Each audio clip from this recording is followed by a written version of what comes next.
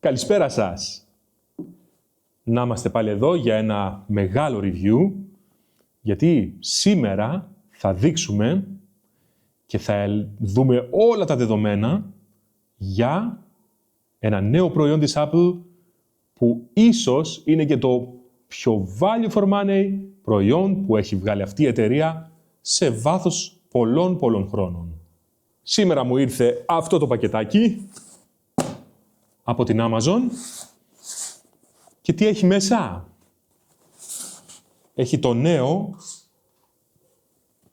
διαμάντι αυτής της εταιρείας. Θα το ανοίξω άμεσα. Πάμε για ένα πολύ γρήγορο unboxing.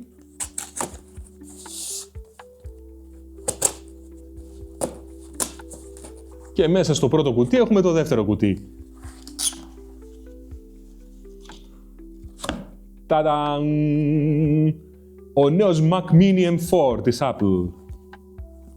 Είναι πραγματικά mini, είναι πάρα πολύ μικρό, παιδιά. Και πολύ ελαφρύ. Μέσα σε αυτό το μικρό κουτάκι έχουμε τον νέο Mac Mini της Apple.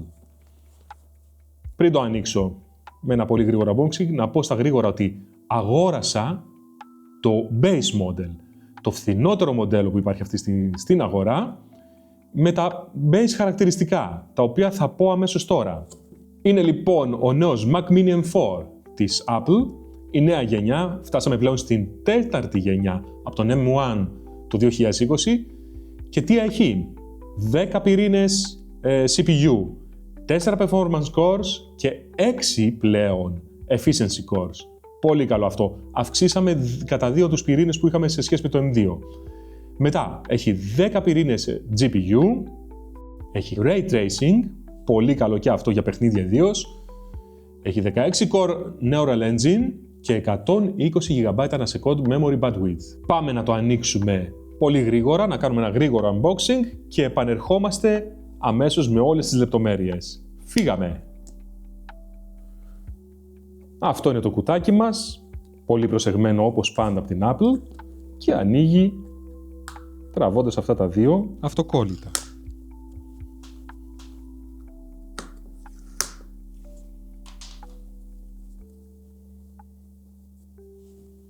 Νάτος.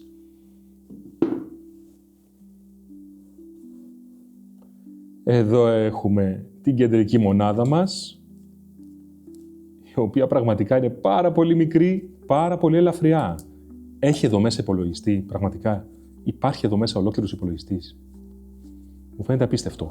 Πάμε γρήγορα να δούμε τι άλλο έχει το κουτί. Και όπως πάντα, είναι πολύ λιτό. Έχουμε ένα νέο καλώδιο τροφοδοσίας. Ομορφότερο από το παλιό. Μου αρέσει πολύ η υφή του καλωδίου. Και είναι και αρκετά μεγάλο. Τι άλλο μας δίνει Apple? Οδηγίες. Να ανοίξουμε και λίγο τα πλαϊνά.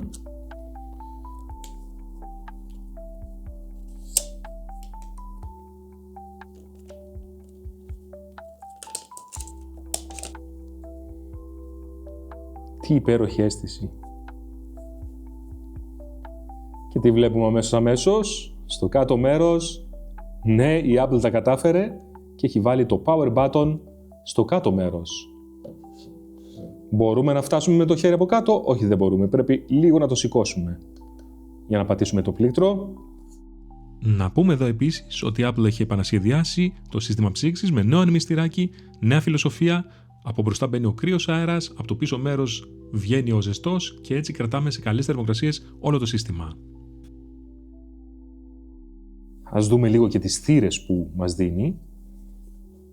Πλέον έχουμε μπροστά μια νέα προσθήκη, όπως και στους Mac Studio, 2 USB θύρες μπροστά, όπως και τη θύρα audio για να βάζουμε ακουστικά ή μικρόφωνο. Πλέον μεταφρέθηκαν μπροστά αυτά. Θα μου πεις το power button γιατί πήγε πίσω και δεν το βάλανε εδώ? Θα μπορούσαν άνετα. Δεν το έκαναν. Όλο το πλαίσιο έχει γίνει αλουμινένιο και μόνο το κάτω είναι πλαστικό. Στο πίσω μέρος έχουμε 3 Thunderbolt θύρες, είναι Thunderbolt 4 με ταχύτητες ως 40 Gbps, μια HDMI θύρα, Gigabit Ethernet και η θύρα ρεύματος. Οπότε, πάμε να δούμε λίγο και άλλες λεπτομέρειες, συγκρίνοντάς τον με τον προηγούμενο Mac Mini M2. Πάμε να το δούμε.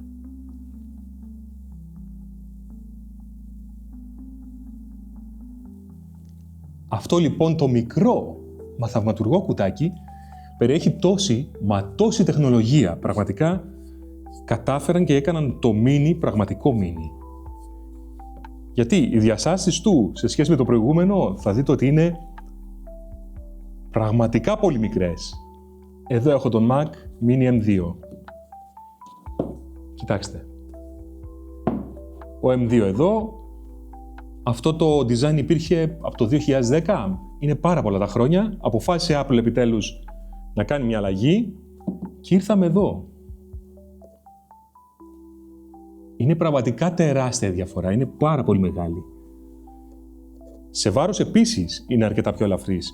Και θα σας πω και με στοιχεία. Σε ύψος μόνο είναι λίγο μεγαλύτερος. Για να χωρέσουν όλα, όπως βλέπουμε. Και έχουμε ο Mac Mini M2, όπως και οι προηγούμενοι, ήταν σε ύψος 3,58 εκατοστά και σε πλάτος και βάθος, όπως βλέπουμε εδώ, ήταν στα 19,7 επί 19,7 εκατοστά. Το βάρος δε ήταν στα 1,18 κιλά. Αρκετά ελαφρύ πάλι. Τώρα όμως ήρθαμε σε αυτό εδώ το μικρό κουτάκι, το οποίο είναι 5 εκατοστά το ύψος του, λίγο μεγαλύτερο λοιπόν, αλλά 12,7 επί 12,7. Απίστευτο. Πολύ μικρό. Το βάρος του 0,67 κιλά. Στην απλή έκδοση η Pro είναι 0,73 κιλά. Οπότε, ναι, έχει μικρύνει πολύ. Έχει γίνει μικρό και ελαφρύτερο. Μπορείς να το κουβαλήσεις στην παλάμη του χεριού σου. Χωράει άνετα. Το βάζεις στην τσάντα σου. Έφυγες και μπορείς να το μεταφέρεις και να κάνεις δουλειά αλλού. Το μόνο που χρειάζεσαι βέβαια πάντα σε αυτούς τους υπολογιστές είναι να έχεις οπωσδήποτε ένα keyboard, ένα mouse και μία οθόνη.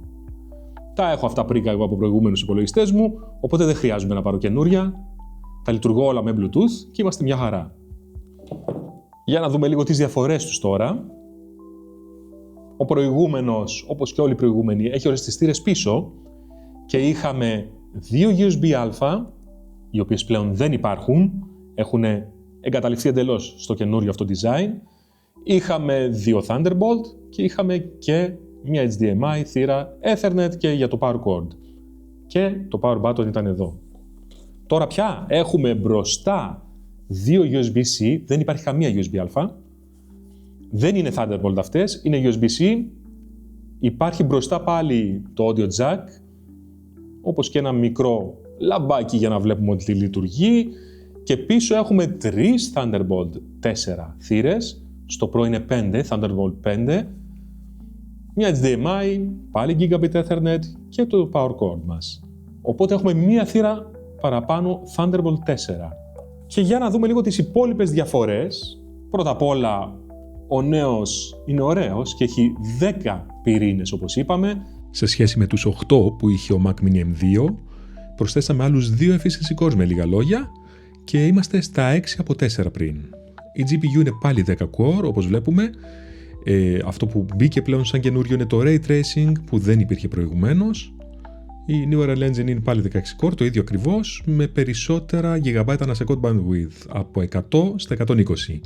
Επιτέλους αυτό που επίσης άλλαξε προς το καλύτερο είναι ότι έχουμε πλέον στο base model μας 16 GB μνήμης σε σχέση με τα 8 που ήταν πλέον πολύ λίγα και δημιουργούσαν πρόβλημα. Δυστυχώς όμως, ο σκληρός δίσκος παρέμεινε στα 256 πάλι, με μόνη διαφορά την επαναφορά των 2 NAND chips σε σχέση με ένα που είχε το M2 model και ήταν προβληματικό αυτό. Επίσης, έχουμε δυνατότητα σύνδεσης έως 3 display, 2 6K και ένα 5K σε σχέση με τα 2 που είχαμε πριν. Όλα τα άλλα παραμένουν ίδια, Wi-Fi, Ethernet κτλ. Το form factor άλλαξε, το βάρος άλλαξε όπως ξέρουμε, όλα προς το καλύτερο. Γενικά πάμε προς το καλύτερο. Το μόνο που θα ήθελα σίγουρα να αλλάξει είναι να πάμε από τα 256 GB τουλάχιστον στα 512 minimum πλέον. Υπάρχουν λύσεις βέβαια και γι' αυτό, αλλά θα ήταν καλό natively να το έχει μέσα η Apple και να μας το δίνει απλόχερα. Οπότε, μια καλή λύση είναι η εξωτερική δίσκη, ιδίως αυτός ο NVMe δίσκος, ο οποίος πιάνει πραγματικά καλές ταχύτητες και μπορούμε να κάνουμε διάφορα κόλπα. Το ένα που έχω δείξει και παλιότερα είναι να μεταφέρουμε όλο το σύστημα σε αυτόν και να δουλεύουμε από εδώ, όμως χάνουμε τις side δυνατότητες από ό,τι έχω ήδη διαβάσει. Πάμε οπότε πίσω στο γραφείο μας να κάνουμε αρκετά benchmarks για να δούμε πόσο καλύτερος είναι πραγματικά ο M4 σε σχέση με τον M2 και σε σχέση με τον M1. Πάμε!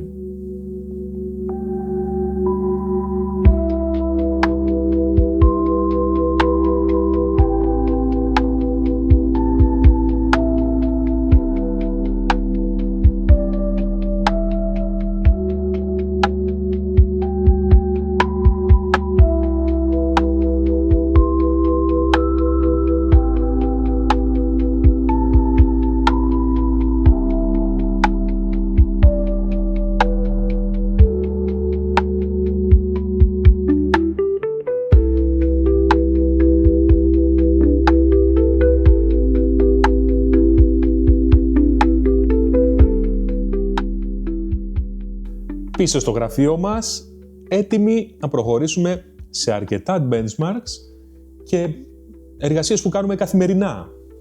Μία από αυτές είναι η εισαγωγή και εξαγωγή φωτογραφιών στο Photoshop από τα RAW αρχεία της κάμεράς μας. Από μία Sony α7 IV ξεκινάω, λέγοντας ότι τα αρχεία είναι αρκετά μεγάλα, τα RAW αρχεία. Και τι θα κάνω τώρα? Θα πάρω 100 αρχεία, τα έχω φορτώσει ήδη εδώ, να δούμε πόσο χρόνο θα κάνουν πρώτα απ' όλα για να φορτώσουν στο Photoshop. Θα μετρήσω και αυτό. Πρώτα στον M4 και μετά στον M2 και στον M1. Διαλέξαμε τα 100 αρχεία μας και πάμε να τα ανοίξουμε στο Camera Raw του Photoshop. Και θα κάνουμε το εξής. Θα τα διαλέξω όλα και θα τα σώσω σε JPEG. Είμαστε έτοιμοι, πατάμε το κουμπί και βλέπουμε πόσο χρόνο θα χρειαστούν για να γίνει αυτό το export. 3, 2, 1, πάμε! 10 αρχεία έμειναν, 8, τελειώνουμε κιόλας. Τέλος, σε μόλις 1 και 19 κατάφερε το Photoshop να μετατρέψει στον M4 επεξεργαστή τα 100 αρχεία μας σε JPEG εικόνες. Προχωρώντας το ίδιο τεστ τώρα με τους M1 και M2, βλέπουμε μεγάλες διαφορές. Ο M4 έχει καταφέρει να τους περάσει κατά πολύ και αμέσως μετά έρχεται ο M1 με 149 δευτερόλεπτα αντί 79 που είχε ο M4 και ο M2 έρχεται τελευταίος με 225 δευτερόλεπτα. Έχει μείνει πίσω τελευταίος και καταδρωμένος. Γιατί? Γιατί έχει 8 GB μνήμης σε σχέση με τα 16 που έχουν άλλοι δύο. Πάμε τώρα στην άλλη αγαπημένη μας εφαρμογή που χρησιμοποιώ κατά κόρον για να φτιάχνω και αυτά τα βιντεάκια που βλέπετε. Δεν είναι άλλη από το DaVinci Resolve Studio. Έχουμε φτάσει στην έκδοση 19 και 1 και θα την ανοίξω αμέσως τώρα για να δούμε πρώτον πώς θα πηγαίνει με 4K videos. Ξεκάθαρα μόνο 4K timeline θα φορτώσω. Έχω φτιάξει ένα project στα πολύ γρήγορα το πρόσφατο ταξίδι μου στον Όλυμπο, το οποίο θα σας δείξω κάποια στιγμή. Και με 4K, μέσα από 3 κάμερες τώρα θα δουλέψω. Μία είναι η α7 με 4K 422, πολύ δυνατό 4K. Μετά έχουμε το Pocket, το DJI και το Mini 4 Pro. Εδώ είμαστε, έχω φορτώσει υλικό και από τις 3 κάμερες μου στο timeline μου. Όλα σε 4K, όλα σε full resolution και με color grading πάνω και δεν κολλάνε πουθενά. Κάτι που έβλεπα να συμβαίνει στον M2, γιατί είχαμε και 8 GB μνήμης, και στον M1 που επίσης πήγαινε καλά, αλλά είχε κάτι κολληματάκια. Τίποτα, δεν χρειάζεται να δείξω κάτι άλλο. Το επόμενο βήμα θα είναι λίγο να κάνω ένα export σε 4K, σε MP4 αρχείο ή τα 264, 5 λεπτών βιντεάκι που έχω φτιάξει εδώ, για να δούμε πόσο γρήγορα θα το κάνει σε σχέση με τους άλλους. Πάμε λίγο να το δοκιμάσουμε. Βλέπουμε λοιπόν συνολικά ότι ο M4 και σε αυτή την περίπτωση κερδίζει, αλλά όχι κατά κράτος, είναι κοντά στον M2, έκανε 127 δευτερόλεπτα, ο M2 έκανε 144 και ο M1 έκανε 197, περισσότερο από όλους. Συνολικά πάντως βλέπουμε σε όλα τα benchmarks ως τώρα ότι είναι πάντα πρώτος. Πάμε τώρα στο αμέσως επόμενο μας τεστ, που δεν είναι άλλο από το Geekbench 6. Σε αυτό κάναμε τεστάρισμα και των τριών. Πρώτα θα δούμε τα charts για το CPU benchmark, όπου βλέπουμε πραγματικά μεγάλη διαφορά. Ο M1 έχει πιάσει ένα σκορ 2.364, ο M2 2.642, μια μικρή αύξηση οπότε, αλλά ο M4 τους έχει καταποντήσει, είναι στο 3.887, είναι πάρα πολύ πιο πάνω. Σχεδόν θα έλεγε κανείς στο διπλάσιο από τον M1. Στο multicore τώρα πιάνει ένα σκορ 8.354, ο M2 βλέπουμε 9.796 με 8 πυρήνες, ο M4 έχει 10 πυρήνες πλέον και πιάνει 14.790. Πάλι όμως πολύ μεγάλη διαφορά. Στο GPU OpenCL βλέπουμε τις διαφορές πάλι να μεγαλώνουν. Ο M1 έπιανε 19.581, M2 29.664 και ο M4 έχει φύγει πλέον στο 37.791. Και αν δούμε το Metal Score, ο M1 έπιανε 32.087, M2 48.154 και ο M4 πιάνει πλέον 57.628. Γενικά έχει καταποντήσει όλους τους άλλους επεξεργαστές, είναι πολύ ψηλότερα σε όλα. Πάμε να δούμε και το αμέσως επόμενο τεστ που κάναμε, είναι το Cinebench, το οποίο κάνει κάποια πολύ ωραία renderings στην οθόνη μας, όπως βλέπουμε. Πρώτα θα ξεκινήσουμε με το GPU test. Στο GPU ο M1 έπιασε 1232. Ο M2 δεν μπόρεσε να βγάλει σκορ γιατί θέλει τουλάχιστον 16 GB μνήμης για να ολοκληρώσετε τεστ, άρα δεν μπόρεσε να το κάνουμε. Και ο M4 έχει πιάσει 3991. Μιλάμε για μια πολύ μεγάλη διαφορά με τον M1. Γύρω στο τριπλάσιο πλέον και βάλε. Στο CPU Multi Score, για να δούμε πώς θα πάνε οι πολλοί πυρήνες μας, βλέπουμε ο M1 να πιάνει 436, ο M2 534 και ο M4 διπλασιάζει και παραπάνω από τον M1 στα 919. Και στο Single Core Test είμαστε από τα 111 το M1, τα 119 το M2 σχεδόν ίδια είναι σχεδόν και ο M4 έχει φύγει στα 177. Κοντεύει πάλι τον διπλασιασμό θα έλεγα. Συνολικά ο M4 άλλη μια φορά μας δείχνει τα δόντια του, είναι πολύ γρηγορότερος από τους άλλους δύο. Έπειτα, προχωρούμε λίγο στο Nova Bench, ένα πολύ ωραίο benchmark, το οποίο μας δίνει πολλές πληροφοριούλες. Στο αρχικό λοιπόν τεστ μας, έχουμε δει τα εξής. Βλέπουμε πρώτα απ' όλα, ο M1 είχε πιάσει ένα CPU score 795, ο M2 891 και ο M4 έχει πιάσει 1349, ένα score πάρει πάρα πολύ ψηλότερο. Πάμε τώρα στο GPU score, 122 έπιασε ο M1, 186 ο M2 και 211 ο M4. Εδώ λίγο οι διαφορές με τον M2 είναι μικρότερες. Είναι πιο κοντά. Το Memory Score, 372 ο M1, ο M2 έπιασε 410 και ο M4 489. Και εδώ πάλι είμαστε πάντα ψηλότερα, οι διαφορές δεν είναι τόσο μεγάλες όμως. Και το Storage Score, που μας δείχνει πόσο γρήγορη είναι οι δίσκοι τους, ο M1 έπιασε 322, M2 386 και ο M4 438. Πάμε στο επόμενο τεστ. Το επόμενο τεστ είναι το Speedometer. Είναι ένα τεστ που γίνεται μέσα από το site της εταιρείας και τι κάνει, έχει κάποια browsing ρουτίνα που χρησιμοποιεί και μας δείχνει πόσο γρήγορος είναι γενικά ο υπολογιστής μας στο browsing. Εδώ βλέπουμε ότι ο M1 έβγαλε ένα σκορ 30,8, ο M2 29,3, υπολείπεται για λίγο του M1 και ο M4 έχει φύγει στα 48,8. Είναι αρκετά πιο γρήγορος και στο browsing. Το αμέσως επόμενο benchmark που θα τρέξουμε είναι το γνωστό σε όλους Disk Speed Test της Blackmagic. Θα δούμε λίγο πόσο γρήγορη είναι η δίσκη μας. Βλέπουμε εδώ ότι ο M1 θα πάει αρκετά καλά για την εποχή του πάντα. Έχει ένα write speed γύρω στα 1860 και ένα read speed στα 2819. Ο M2 τώρα βλέπουμε ότι υπολείπεται του M1 λόγω του γνωστού προβλήματος. Έβαλαν έναν NAND chip μέσα και έτσι έγινε πιο άργος. Πιάνουμε γύρω στα 1558 από ό,τι βλέπουμε στο write speed, 1582 στο read speed. Ο M4 βλέπουμε ότι επανήλθε στη γνωστή συνταγή και οι ταχύτητες έχουν ανέβει πιο πάνω και από το M1 στα περίπου 2.258 MB ανά second write speeds και 2.869 MB ανά second read speeds.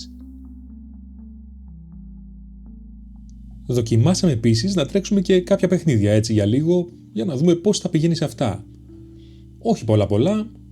Δοκίμασα για παράδειγμα το Asphalt 8, στο οποίο τα πήγε τέλεια, χωρίς πουθενά κάποιο κόλλημα, δεν υπήρχε ούτε θέμα καταπώνησης του επεξεργαστή, πήγαινε πάρα πολύ καλά. Σε κάποια άλλα που δοκίμασα βέβαια, είδα ότι χρησιμοποιώντας το full τη δύναμή του, ζεσθενόταν αρκετά. Παρ' όλα αυτά τα κατάφερε πάλι πάρα πολύ καλά.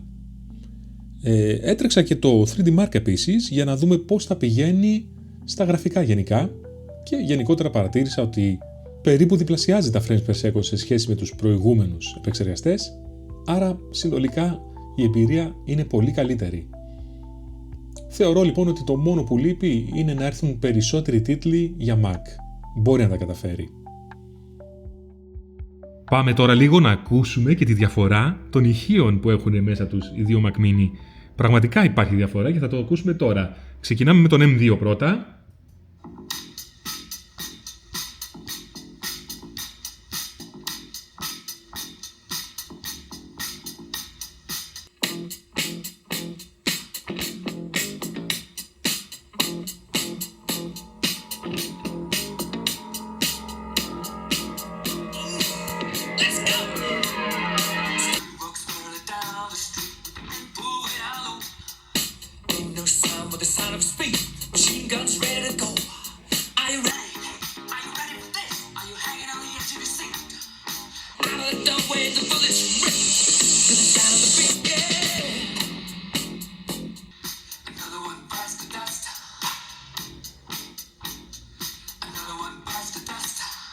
Another one gone, and another one gone. Another one bites the dust. Hey, hey, we're gonna get you too.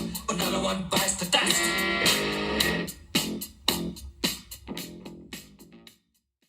Τι λέτε, ακούτε κάποια διαφορά? Γράψτε μου στα σχόλια γι' αυτό. Πάμε λοιπόν για τελική αποφώνηση και κλείσιμο. Να είμαστε πάλι πίσω για τις τελευταίες σκέψεις μου όπως πάντα σε αυτά τα βίντεο που κάνω. Πρώτα απ' όλα, η αγορά έγινε πάλι από εμένα. Δεν υπάρχει κανένα σπόνσορας. Ό,τι λέω, το λέω με βάση τις δικές μου εκτιμήσεις και ό,τι βλέπω πραγματικά. Αυτός λοιπόν, ο νέος Mac Mini M4, είναι ένα διαμάντι για μένα. Αξίζει όλο αυτό που ακούστηκε? Ναι, αξίζει, γιατί κάνει απίστευτη δουλειά, πάρα πολύ καλή δουλειά και το base model είναι ό,τι πιο value for money έχω πάρει ως τώρα σε υπολογιστή. Από εκεί πέρα σίγουρα θα ήθελα να μας δώσει η Apple κάτι παραπάνω, να μας δώσει περισσότερο χώρο στο σκληρό δίσκο, στο base model, να ξεκινάμε από τα 5-12 τουλάχιστον, αλλά λύση υπάρχει και γι' αυτό. Οπότε θα πρότεινα σε κάποιον να κάνει την αγορά του. Ναι, αν είναι ο πρώτος σας υπολογιστής, σε αυτή την τιμή είναι ό,τι καλύτερο υπάρχει αυτή τη στιγμή. Οπότε αν κάποιος θέλει να κάνει όλα τα everyday tasks του, όπως και κάποια λίγο πιο απαιτητικά θα έλεγα, όπως photo ή video editing, μπορεί να κάνει σχεδόν τα πάντα με αυτόν. Άρα, ο Mac Mini M4 base model ήρθε εδώ για να μείνει. Σίγουρα αν έχετε πολύ περισσότερες απαιτήσεις υπάρχει και το Pro model, που κάνει απίστευτα πράγματα και εκείνος. Σας ευχαριστώ που με παρακολουθήσατε. Κάντε ένα like, ένα subscribe οπωσδήποτε, για να συνεχίσω να σας δείχνω προϊόντα τεχνολογίας και όχι μόνο. Σας ευχαριστώ που με είδατε. Καλή συνέχεια σε όλους. Γεια χαρά!